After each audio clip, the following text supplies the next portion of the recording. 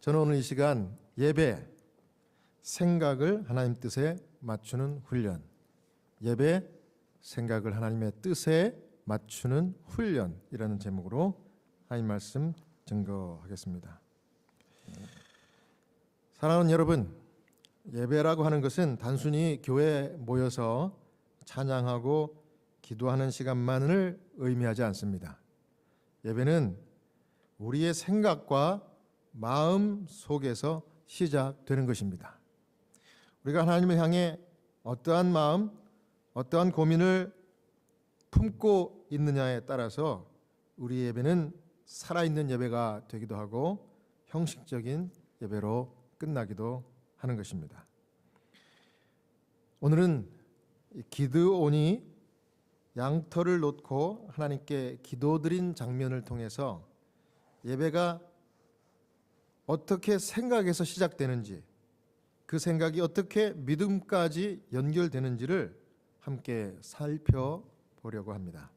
첫 번째요, 예배는 하나님을 생각하고 고민하는 순간 시작됩니다. 사사기 6장 11절 12절 우리 화면 보시고 같이 읽겠습니다. 시작. 여호와의 사자가 아비에셀 사람 요아스에게 속한 오브라에 이르러 상수리 나무 아래 앉으니라. 마침 요아스의 아들 기드온이 미디안 사람에게 알리지 아니하려 하여 밀을 포도주 틀에서 다작하더니. 기드온은 므낫세 지파에 속한 요아스의 아들이었습니다. 미디안 사람들이 이스라엘을 괴롭히던 당시 요아스 가족은 용기와 성실에 탁월한 가족이었습니다. 그래서 요아스의 용감한 아들들에 관하여 성경은 사사기 8장 18절에 모두 왕자 같더라 라고 기록하고 있습니다. 요아스의 아들들은 모두 미디안 사람과의 싸움에서 죽었고 유일하게 기드온만 살아남았습니다. 어느 날 기드온이 미디안 사람들의 눈을 피해서 포도주 틀에서 밀을 몰래 타작하고 있었는데 기드온은 밀을 타작하면서 고민이 많았습니다. 생각이 많았어요. 부조와 선지자에 보면은 이렇게 설명을 하고 있습니다. 기드온은 은밀한 곳에서 말없이 일하면서 슬픔에 젖어 이스라엘의 상태를 숙고하고 자기 백성에게서 압박자의 멍에를 꺾을 수 있는 방법을 생각하였다. 기드온의 밀을 타작하는 중에 고민을 여기 이렇게 부조와 선지자의 설명을 한 것입니다. 기드온은 당시 이스라엘 백성들, 자기가 속한 이스라엘 백성들은 이 하나님의 교회나 마찬가지였습니다. 교회예요. 기드온은 일상 중에 하나님의 백성, 즉 하나님의 교회를 밀을 타작하면서도 염려하고 있었습니다. 그런데 이 기드온의 염려와 생각을 아신 하나님은 즉시로 사자를, 천사를 기드온에게 보내주셨습니다. 사사기 6장 12절에 여호와의 사자가 기드온에게 나타나 이르되 큰 용사여 여호와께서 너와 함께 계시도다 하매. 여러분, 그렇습니다. 우리가 하나님과 교회에 대하여 염려하는 생각을 하는 순간 예배가 시작돼요. 그리고 하나님이 예배하는 자들을 위하여 개입하시고 천사를 보내고 일하시는 것입니다. 생각해 보니까 목회 초년병 시절에 처음으로 한국에서 저희 교단에 병원 원목을 했을 때 그때 같이 일했던 원목실에 나이가 저보다 훨씬 많으신, 경험도 많으신 믿음 좋은 우리 여자 전도사님이 채플린으로 함께 일하고 있었습니다. 병원에서. 그런데 그때 이 전도사님에게 이 딸이 여럿이 있었는데 그때 막내딸이 20대 초반에 아주 아리따운 아가씨였어요. 그런데 어느 날 이 아가씨가 이제 갓 20이 넘었는데 어떻게 사연이 있어서 갑자기 준비되지 않은 결혼을 한 것입니다. 그러니까 이 어린 막내딸이 결혼을 한 이 여 전도사님이 이 채플린 사역을 병원에서 잘 하셨는데 아주 환자를 많이 만나가지고 그분들에게 침례도 주고 성경도 가르치고 아주 훌륭한 일을 많이 하셨는데 그 방문을 마치고 원목실 사무실에 내려오시면은 고민과 걱정을 하는 겁니다. 이 막내딸이 결혼을 해가지고 결혼 생활을 잘하면 좋은데 아주 힘든 것 같아요. 결혼 생활이 순탄치 않은 거예요. 그래서 너무 괴로우니까 이렇게 얘기하는 겁니다. 아휴, 저는 고민이 하루 종일입니다. 생각이 많고 걱정이 많아요. 병실에 올라가면 환자들이 자기의 스토리를 이야기하고 자기가 이렇게 아픈 게 걱정되고 해서 그 얘기를 이렇게 들어주고 하면은 또 그 사람들의 얘기가 이 채플린들은 들어주면 또 같이 공감을 하기 때문에 함께 고민하는 겁니다. 그렇게 하루 막 8시간씩 이렇게 병실을 다니면서 환자들을 만났다가 잠깐 이제 점심시간이 돼가지고 내려오면은 이제 또 다른 고민이 되는데 이 막내딸이 결혼을 해가지고 순탄치 못하는 거예요. 그 막내딸 때문에 또 고민하는 거예요. 그래서 아이고, 이 막내딸의 고민을 내가 여기 내려오면 그냥 자동으로 하게 되니까 이 고민을 잊기 위해서 또 얼른 식사를 하고 병실에 올라간다는 겁니다. 그 병실에 올라가서 환자들을 만나면 또 환자들 얘기 들어주면서 또 고민하는 거야. 그 고민은 또 다른 고민이에요. 그 환자를 위한 고민이에요. 그런데 그 고민 끝에는 이 전도사님이 채플린이고 또 믿음 있는 분이기 때문에 항상 기도로 이 환자나 또 자기 딸을 위하여 마치는 겁니다. 고민을 그런 식으로. 그런데 여러분, 이 전도사님에게 그 막내딸에게 어떤 일이 벌어진 줄 아십니까? 그렇게 환자를 만나도 고민, 내려와도 딸 때문에 고민하던 이 고민을 누가 들으셨는가 하면 누가 들으셨을까요? 하나님이 들으신 거예요.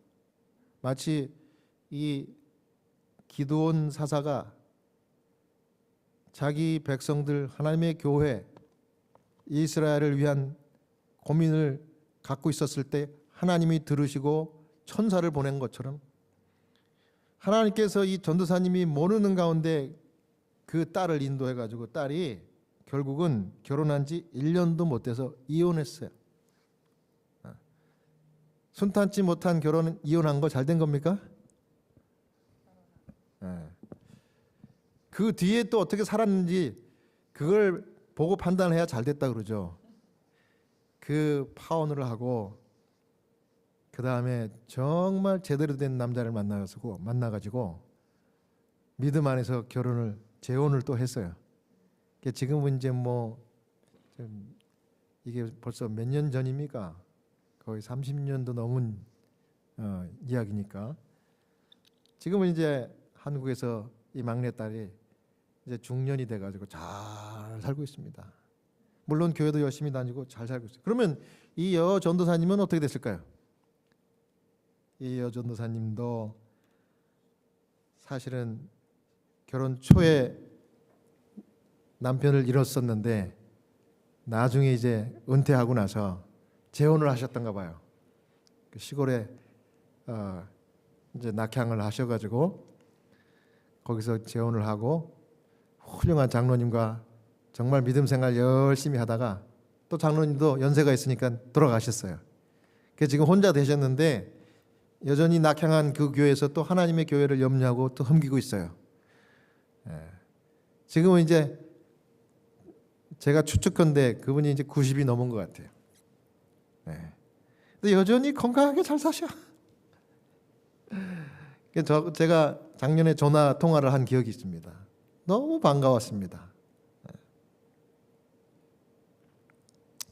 여러분, 하나님께서 주님의 몸된 교회를 위하여 또 하나님을 생각하는 그 고민은 하나님이 허투루 들으지 아니하시고 그것을 예배로 받으시고 사사기에 있는 기도원과 같이 개입하셔서 하나님이 직접 그 삶을 인도하시는 것입니다. 사사기 6장 14절에서 15절입니다.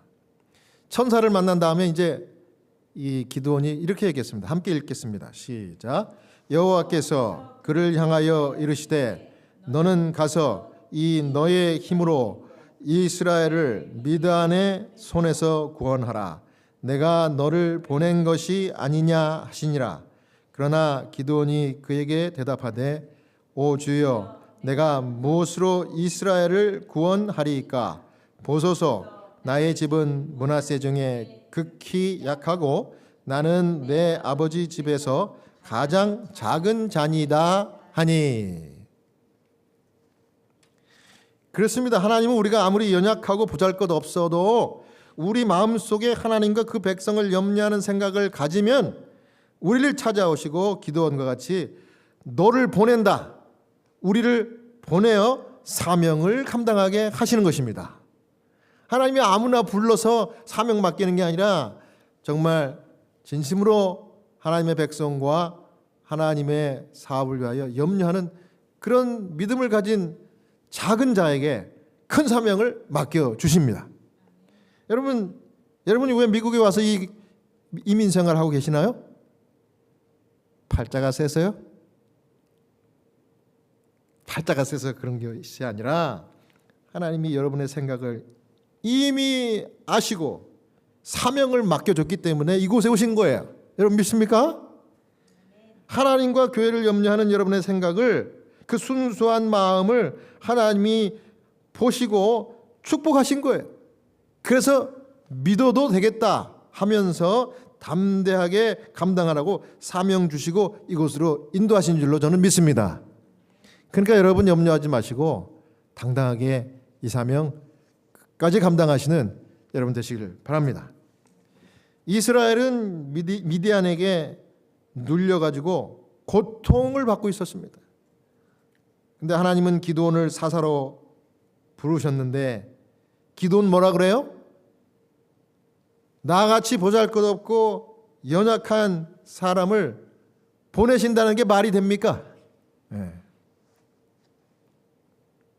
그래서 그는 하나님께 증거를 보여달라고 양털을 놓고 기도합니다. 여러분 다 아시죠? 이 스토리는. 그 기도원의 이 양털을 놓고 하는 그 기도는 믿음이 강해서라기보다는 불안한 생각 속에서 시작된 간구였습니다. 그러나 하나님은 불안한 생각 가지고 시작한 생각과 기도라 할지라도 그것을 꾸짖지 않으시고 받아주시는 하나님이에요. 자, 믿음으로 담대하게 기도하는 것만 받아주시는 것이 아니라 무슨 기도도 받아주신다고요? 불안한 생각과 믿음이 약한 가운데 시작한 기도도 하나님이 들으시고 받아주셔요. 그 얘기는 무엇인가 하면 예배가 완전한 믿음에서만 시작되는 것이 아니라 우리가 연약한 마음과 부족한 생각을 가지고서 시작한 예배도 하나님이 받으신다는 거예요. 하나님 이렇게 예배드리는 게 온전치 못하다고 저는 생각하는데 하나님 받아주세요. 그래도 받아주셔요. 그래서 성경에 예수님이 직접 하신 말씀 중에 마태복음 18장에 두세 사람이 내 이름으로 모이면 나도 그들과 함께 하느니라. 하나님이 예수님이 그 성경에 두세 사람이라고 아주 그냥 숫자까지 거기다 이렇게 명시한 것에 대해서 저희가 너무 감사해, 감동해. 야, 네? 우리는 큰 대중이 함께 모여서 예배드리는 것만 받으시는 줄로 우리 사람들은 그렇게 생각하고 그것이 성공이라고 믿지만은 하나님은 그렇지 않아요. 신령과 진정으로 예배드리는 그 마음의 생각까지도 살피시고 그것을 온전한 예배로 받아주시는 거예요. 그래서 사사기 6장 12절에 여호와의 사자가 기드온에게 나타나 이르되 큰 용사여 여호와께서 너와 함께 계시도다. 지금 기드온은 사실은 이런 칭찬을 받기에 합당한 인물은 아니었어요. 생각해 보십시오. 미디안 사람들의 눈에 띌까 봐 포도철이 아닌 것을 이용해 가지고 포도주 틀 속에 숨어 가지고 뒤에 숨어 가지고 밀을 타작했어요. 왜냐하면 미디안은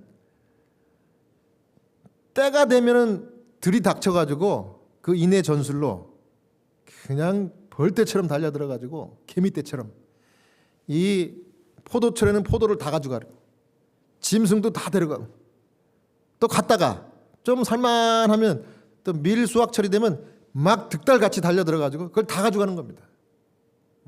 그래서 이 기드온이 머리를 쓴 겁니다. 이 포도철이 아닌데 포도철 뒤에 포도주 짜는 그 틀 뒤에 숨어 가지고 밀을 타작한 겁니다. 미디안들 모르게. 그리고 걱정만 한 거예요. 여러분 대밤하고 큰 용사라면 걱정만 하겠습니까? 그 형들은 대범했던 것 같아요. 왜냐하면 요아스의 아들들이 왕자 같더라. 그래서 미디안과 싸움터에 아주 선두에 나가가지고 장렬하게 싸우다가 다 전사했어요. 근데 이 기드온만 살아남은 거예요. 왜 살아남았을까요? 안 갔으니까 살아남았겠지. 큰 용사는 아니야. 절대 아닙니다. 그런데 그 마음 가운데는 여전히 다른 형들처럼 이 정의감이 불타오르고 있었던 것 같아요. 하나님을 향하여 주님의 백성들을 향한 그 염려와 정의감을 하나님께서 들여다보시고 그것에 하나님이 인준하듯이 천사를 보냈고 천사를 통해서 하신 말씀이 뭐예요? 기드온에게 그 쫄보 같은 기드온에게 뭐라 그랬어요?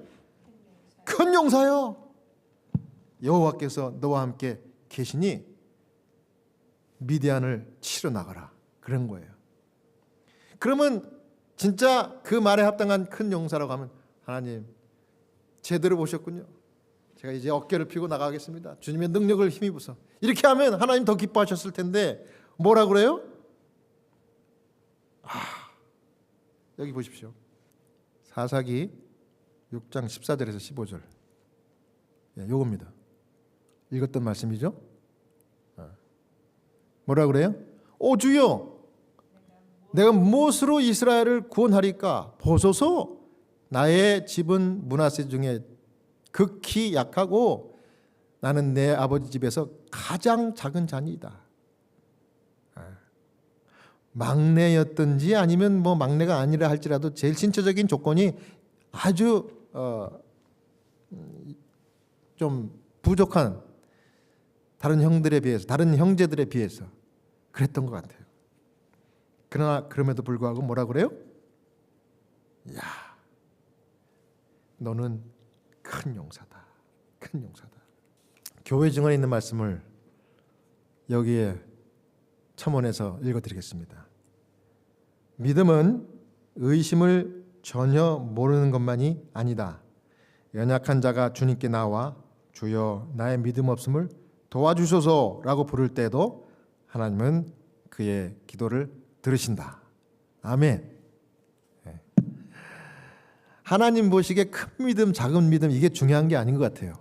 믿음이냐 아니냐 이게 중요한 겁니다. 진심이냐 거짓이냐 이겁니다. 큰 숫자가 중요한 게 아니라 진짜 알곡 같은 한 사람이 중요한 거예요. 그래서 그 마음 가운데 진심으로 이 이스라엘 백성들과 하나님을 향한 생각이 깊은 고민이 있었던 이 기드온에게 하나님이 천사를 보내서 너는 큰 용사다. 그런 마음과 염려가 있다 그러면 너는 이 사명을 감당해도 되겠다. 이런 겁니다. 내가 너와 함께 하겠다. 그런 거예요. 자, 예배가 뭡니까? 두 번째로, 예배란 하나님은 우리의 생각을 통해 믿음을 자라게 하시는 것이 예배입니다. 연약한 믿음으로 이 하나님의 사업을 위해서 또 주님의 나라를 위해서 염려하는 그 자에게 사명을 맡겨주시고 그 연약한 믿음을 키워주시는 게 또 예배예요. 믿음이 자라게 하십니다. 사사기 6장 36절에서 39절을 또 함께 읽겠습니다. 기드온이 시작.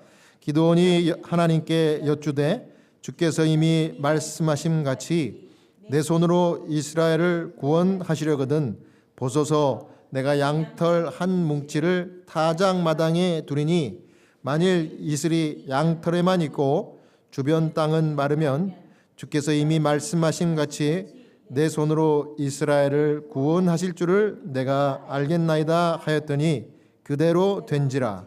이튿날 기드온이 일찍이 일어나서 양털을 가져다가 그 양털에서 이슬을 짜니 물이 그릇에 가득하더라. 기드온이 또 하나님께 여쭈되 주여 내게 노하지 마옵소서. 내가 이번만 말하리다. 고하옵나니 내게 이번만 양털로 시험하게 하소서. 원하건대 양털만 마르고 그 주변 땅에는 다 이슬이 있게 하옵소서 하였더니. 유명한 기드온에 관한 얘기죠. 기드온이 하나님이 넌 큰 용사다 천사를 보내서 사명 주고 그렇게 용기를 주셨건만 여전히 믿음이 그 즉시로 발동하지 못해서 또 하나님께 믿음 없는 기도를 합니다. 양털 가지고 내가 주님께 이게 진짜 하나님 주신 사명이라고 하면 이 양털에 이슬이 젖고 땅들은 다 마르게 해주십시오. 하나님이 그 기도 들으시고 그 다음날 양털만 촉촉하고 땅은 마르게 그렇게 하셨어요. 그래서 양털을 쭉 잡으니까 어떻게 됐습니까? 네. 하나님이 이렇게 이슬을 거기만 내린 것 같아요. 기도했더니 응답하신 겁니다. 그런데 가만히 생각해 보니까 이거는 기도 안 해도 이런 일은 있을 것 같아요. 그래서 하나님 화내지 마시고 한 번만 더 반대 이 징표를 보내주십시오. 이번에는 양털만 뽀송뽀송하고 지면은 이슬로 촉촉하게 보여주시면은 내가 진짜 믿겠습니다. 그래서 반대로 이렇게 된 겁니다. 양털만 뽀송뽀송해 보입니까? 네. 너무 재밌어서 우리가 웃고 저 그림을 봤는데 하나님이 진짜 그런 일이 일어나도록 기도에 응답해 주셨어요. 여러분 그러면 이제 이 기도원의 믿음이 작은 믿음에서 큰 믿음으로 달라졌을까요? 변했습니다. 달라졌습니다. 그래서 기드온이 이제 그 다음 장에 가면 이제 군사들을 모집하고 이제 더 이상 의심하지 않고 나가는 겁니다. 할렐루야. 여러분 예배가 뭡니까? 예배는 작은 믿음으로 또 연약한 믿음으로 시작됐다 할지라도 그 예배를 통해서 하나님은 그 생각과 간절한 기도를 가지고 점점 큰 믿음으로 자라게 해주시는 것이 예배입니다. 여러분. 그래서 예배는 생각에서 시작되고 그 생각이 믿음으로 변해지는 것이며 하나님과의 인격적인 만남으로 이어지는 것이 예배입니다. 연약한 믿음으로 자기 이 생각을 하나님 앞에 펼쳐놓고 정말 부족한 기도를 했지만 하나님 그거 다 받아주시고 뭐 잘했니 잘못했니 따지지 않냐시고 그대로 다 응답해 주셨어요. 그러면서 이 기드온은 인격적인 만남을 가진 것 같아요. 하나님과. 야, 더 이상 내가 의심하지 말아야 되겠다. 담대한 믿음을 가질 수 있었습니다. 부자 선지자에 보면은 하나님께 드리는 예배는 형식적인 행위가 아니다. 그것은 인간의 마음과 생각이 하나님께 향하여 높임을 받는 경험이다. 기드온이 이 말도 안 되는 표징을 달라고 떼쓰듯이 하나님께 기도했지만은 하나님은 그 기드온의 작은 연약한 예배 행위를 받아주시고 그 기도의 이 경험을 통해서 하나님을 생각하는 기도원이 됐고 하나님께 향하여 정말 믿음을 가질 수 있는 그런 사람으로 거듭난 것입니다. 자, 마지막으로 예배는 뭡니까? 우리의 생각을 하나님 뜻에 맞추는 훈련입니다. 사사기 6장 40절에 그 밤에 하나님이 그대로 행하시니 곧 양털만 마르고 그 주변 땅에는 다 이슬이 있었더라. 마지막으로 하나님은 기드온의 요구를 들어주셨습니다. 그리고 기드온은 하나님이 자신과 함께 하신다는 것을 확신하고 미디안과 싸우러 나갔습니다. 여기서 우리는 중요한 교훈을 얻는데 예배라고 하는 것은 단순히 내 생각대로 하나님이 해주시는 것으로 끝나지 않고 오히려 내 생각을 하나님의 뜻에 맞추게 해주는, 영어로는 뭐라고 그래요? 튜닝이라고 그러죠. 튠업. 내 믿음 없는 생각을 하나님의 온전한 완전한 생각으로 튠업하는 거예요. 그러니까 내 생각이 하나님의 뜻과 생각과 일치시켜주는 것이 예배입니다. 그래서 예배는 영적인 훈련을 우리가 하는 겁니다. 이와 같이 예배 드릴 때마다 우리의 생각을, 연약한 믿음의 이 생각들을 위대한 믿음의 생각, 하나님의 뜻에 일치시키는 훈련, 이게 예배예요. 그래서 예배 드릴 때 우리의 생각이 점점 정결해지고 하나님의 시각으로 변화되는 것입니다. 종로의 계단에 있는 참된 예배에 대한 정의가 이렇습니다. 참된 예배는 마음이 하나님과 조화를 이루는 경험이다.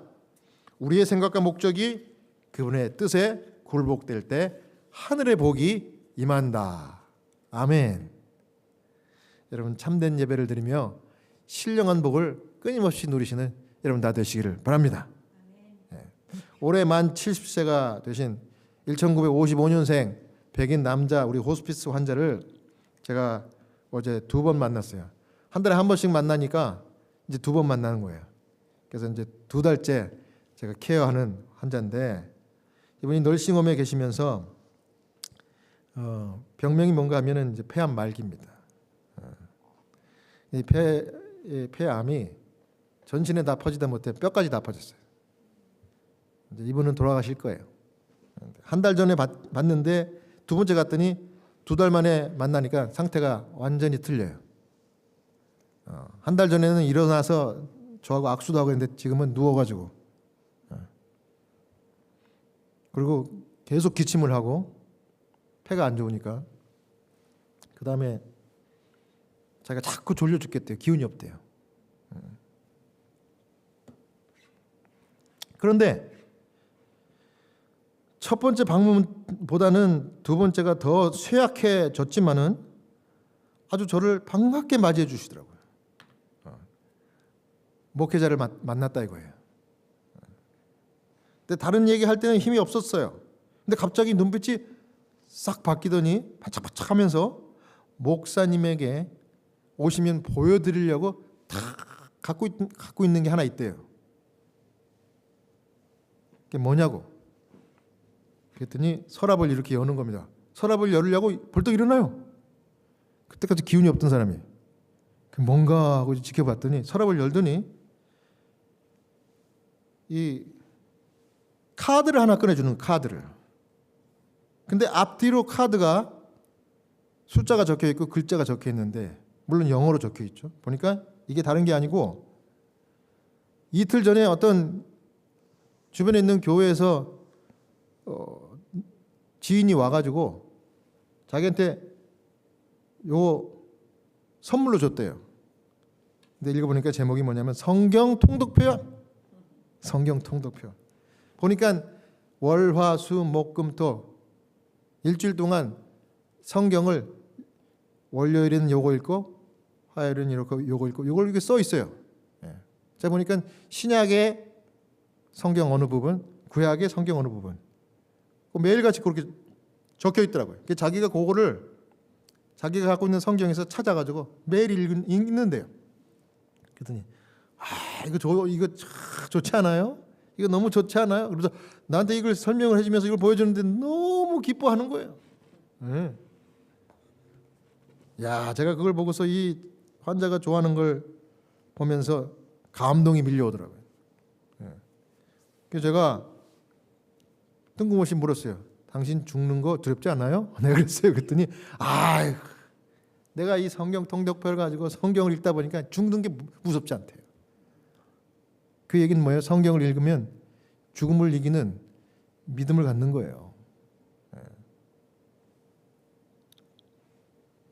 한참 아주 신이 나서 얘기하는데 이 환자가 그래도 몸이 쇠약하기 때문에 제가 더 오래 있다가는 이 환자가